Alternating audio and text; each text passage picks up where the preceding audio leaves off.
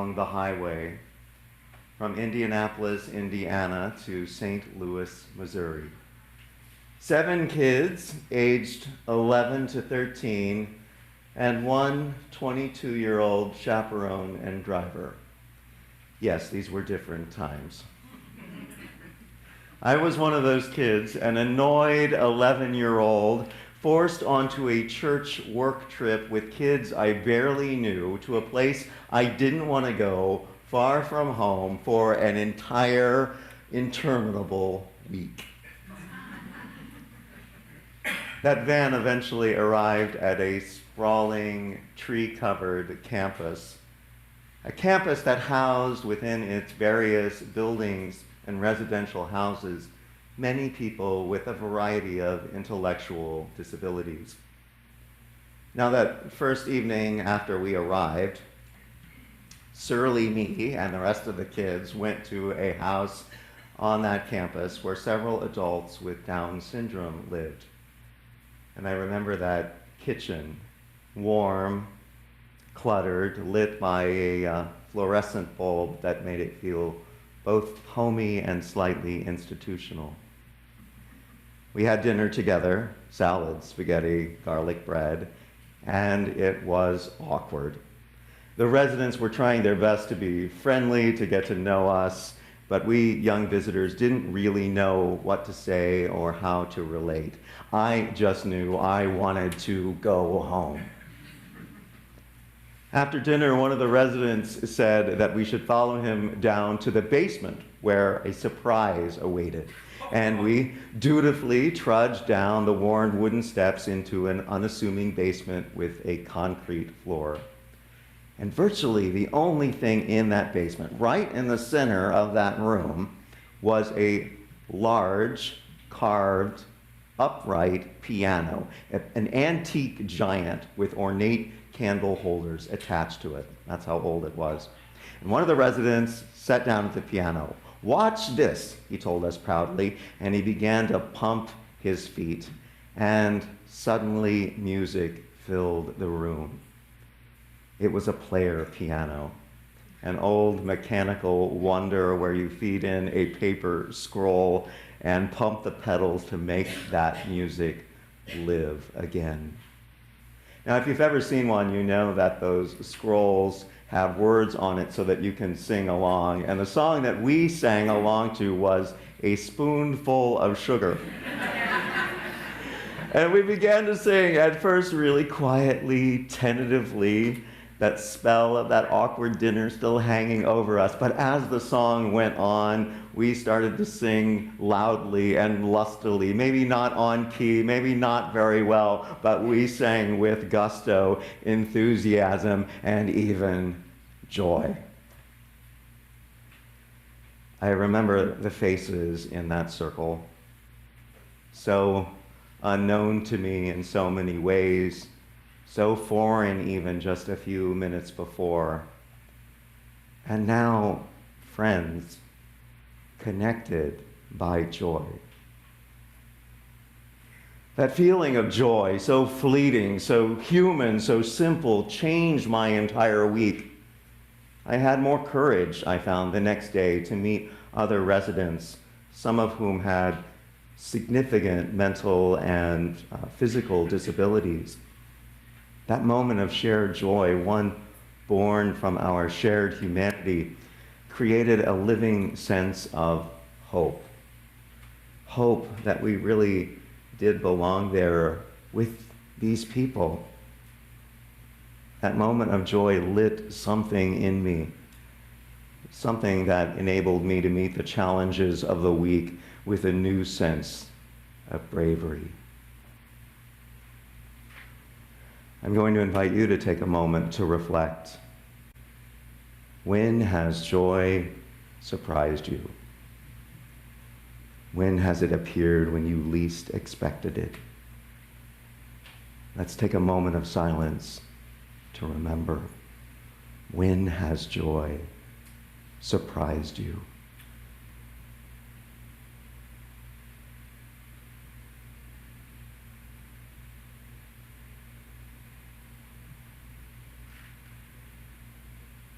When when I think of joy in my life, I think of moments like that circle around that player piano. Sometimes joyful moments are small or otherwise insignificant, like spotting the brilliant green parrots in Santa Ana in our front yard trees, or breaking with laughter with my scene partner during a grueling rehearsal for a play, or simply walking with my husband, who's hiding back there in the corner in our favorite park. Joy in these moments isn't just happiness. It's something more. It's something that breaks through the mundane, everyday, or even the turmoil of our world that Cheryl was talking about, to show us that life is still always full of possibilities, big and small, that even when we're feeling disconnected or out of place, there can still be joy born from hope, the hope that comes from music and connection around an old piano in a grubby basement somewhere. And goodness knows, we need a definition for joy right now in our world. So here's the one I've come to after a lot of reflection this week, my best attempt to name what joy really is. Joy is hope manifested. Joy is hope manifested. For me, this means joy isn't abstract. It's not even just a feeling. It's found in real things we experience. Things that remind us of what's possible, of who we are at our best. And these things can be small or big. And we all know we need these reminders. This week alone, we've been worried about people whose SNAP benefits aren't available to them. We know the Supreme Court paved the way for the current administration to deny trans people their gender identity on their passports. Federal employees like air traffic controllers have gone without pay because of the government shutdown, and we wait with bated breath to see whether the Supreme Court will reopen the case on marriage equality.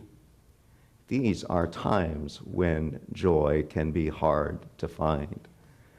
As your worship associate hinted at, she and I sat in my office about 2 weeks ago and laughed a little hysterically at the topic of this service in both fear and wonder about what we would say. But here it is, Cheryl. We are here and we have something to say because joy is available to find. Sharon Welch is one of our greatest living UU theologians. I had the pleasure of getting to know her when I worked with her at Meadville Lombard Theological School. She's a small woman with this beautiful tuft of white hair on the top of her head and great big glasses. And she's written this book called The Feminist Ethic of Risk. And it's really become one of our classic UU texts. And in that book, she asks the question, how do justice movements persist amid partial victories and crushing defeats? How do justice movements keep going when loss is so often a part of the experience of working for justice? She wanted to know what we do when that struggle is always ongoing or even reverses itself, like what happened with Roe versus Wade. What do we do? And her answer was that at the center of our moral compass, there must be an ethic of risk, the willingness to work for something with no guaranteed outcome. And it's in that risk that real joy can arise. And what she says is when we decide to step away, and often this is because we can, because maybe we're not the group that's being targeted at the moment, when we decide to completely step away because it's all too much, then we become numb. We stop risking, yes, but we also become numb. And when we become numb, we no longer can let the joy in because we're not feeling anything. We're not feeling the hard stuff. We're not feeling the good stuff either. Joy can only really come when we risk, when we gather with people we don't know, when we go into the basement to see what's there, when we open our mouths to sing, even when it's off key. So I invite you again to take a moment of silence to reflect on what feels risky to you right now, but you nonetheless feel called to do. And how might taking that risk open you up to joy? What's risky right now? And how might you find joy if you take that risk? Let's take a moment of silence to think about that.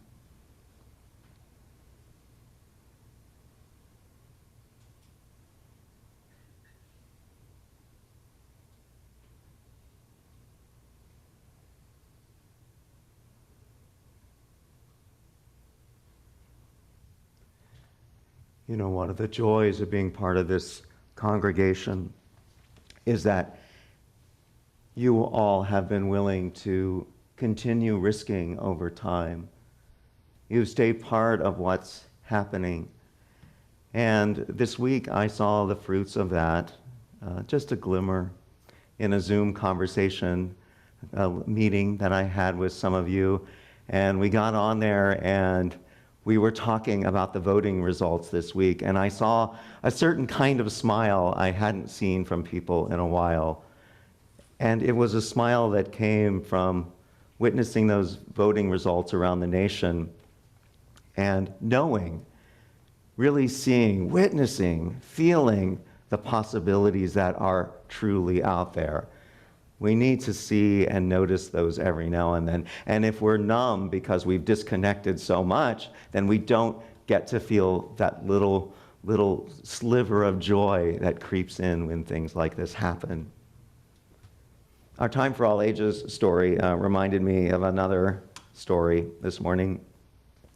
It was when South Africa's Truth and Reconciliation Commission completed its work in 1998. Archbishop Desmond Tutu stood beside President Nelson Mandela at the ceremony where this final report was presented. And you have to understand, in this report, survivors of apartheid, people who had been tortured, who'd lost children, who carried grief so deep that speaking it aloud was almost impossible, their testimonies were there in this final report. And I have to say, as I was thinking about this incident and this whole commission in South Africa, I think at some point the United States will have to do some similar reckoning about our current human rights abuses. So this may be something that is ahead for us. But there, after they had completed that commission, and these folks had gathered with their tears and testimonies, Tutu and Mandela turned to one another, and of all things, they began to dance.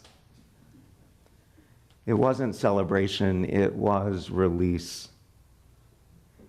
These folks who had carried a nation's sorrow allowed joy to enter that room.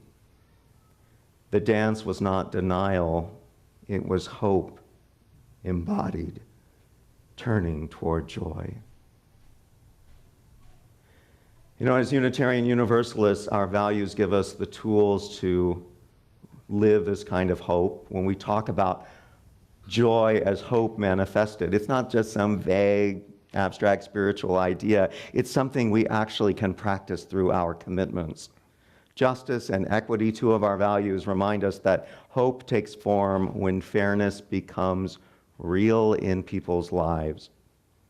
And transformation, another one of our values, calls us to keep growing, keep changing, even when the outcome isn't uncertain. That ethic of risk, right?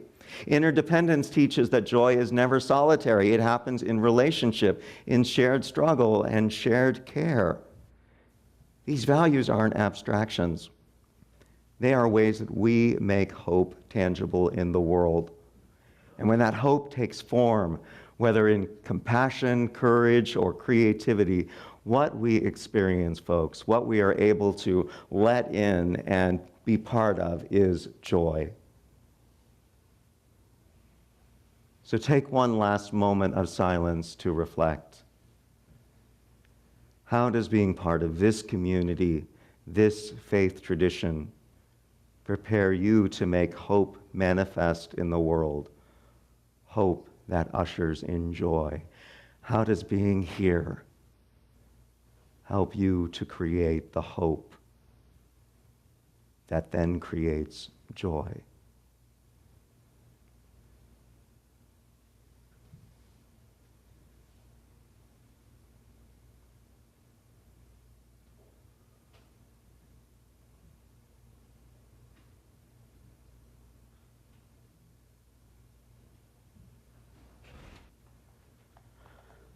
Joy can feel risky. It's risky to talk to a stranger when we're afraid of rejection. It's risky to reach out to somebody that we've argued with, lost touch with. It's risky to show up at a protest when we're tired or unsure it will make a difference. It's risky to volunteer, to give money, to take a stand, or even to admit what we care about most. Joy requires vulnerability, the willingness to hope again after disappointment. And Sharon Welch reminds us, when we stop risking, we also stop feeling. The same walls that protect us from pain protect us from joy as well. When we take the risk to connect, to act, to care anyway, we make space for hope to appear. And where there is hope, there can be joy. Without hope, with only despair, there is no joy. We must never lose ourselves in despair. You know, the years have rolled by since that evening with that player piano in that basement. And as I was writing this week, I was thinking about, wonder whether it's still there. Don't even know whether that house is still there. Maybe the people have dispersed to other places over the years. But I do know that the joy found around that piano was something I carried not only into that week with making connections with folks there and being more open to those connections, but I also returned the next 2 summers to that same place and corresponded with a few of the residents for years afterward. I was changed by that moment of joy, and perhaps others who were there in that circle around the piano were too. You know, we can never know how much effect a little joy can have. And perhaps there is no little joy. Perhaps every joy is looking into the breadth and depth of the divine itself, whatever that is. Perhaps when we experience joy, we are touching what is sacred and beautiful in the universe and feeling it reverberate within us. A joyful noise rising up like music pumped through an old piano, not always exactly on key, not always predictable, but alive, real, and vibrant, filling the air with the possibility of all that could be. Joy is hope manifested. And if you need to witness hope manifested, just look around the room at the people gathered here, compassionate, courageous, alive to what's happening. Hope lives in you. And because of that, joy is available right here, right now, in this moment. So may we keep pumping the pedals of that old piano, drawing breath through its bellows, letting the music ripple out, a joyful noise that blesses the world, that continuously calls us on to life.